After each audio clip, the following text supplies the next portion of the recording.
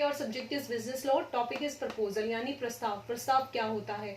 भारतीय अनुबंध अधिनियम की धारा 2 के अनुसार प्रस्ताव किसी व्यक्ति के द्वारा किसी व्यक्ति के सामने किसी कार्य को करने या नहीं करने की अपनी इच्छा को प्रकट करने से होता है।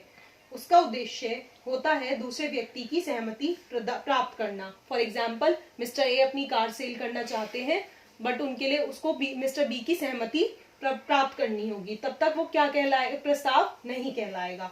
अगर दूसरा व्यक्ति उस पर अपनी सहमति दे देता है तो प्रस्ताव और सहमति दोनों मिलकर ठहराव बन जाते हैं। इसमें जो व्यक्ति प्रस्ताव रख रहा होता है उसे प्रस्तावक यानी प्रपोजर कहते हैं।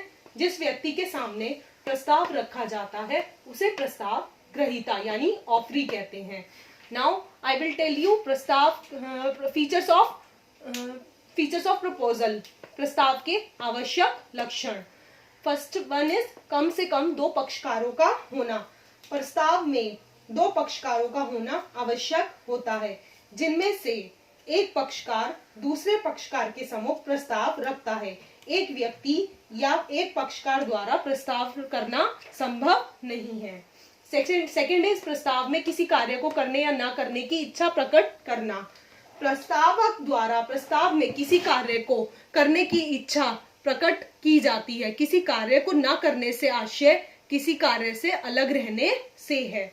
Now third one is and last one is प्रस्ताव में सहमति प्राप्त करने के उद्देश्य से इच्छा प्रकट करना, यानी प्रस्तावक द्वारा दूसरे पक्ष के समक्ष रखा गया प्रस्ताव उस पक्ष की सहमति प्राप्त करने के उद्देश्य से इच्छा प्रकट करनी चाहिए। यदि ऐसा नहीं होता तो वह स्वीकृत नहीं किया जा सकता।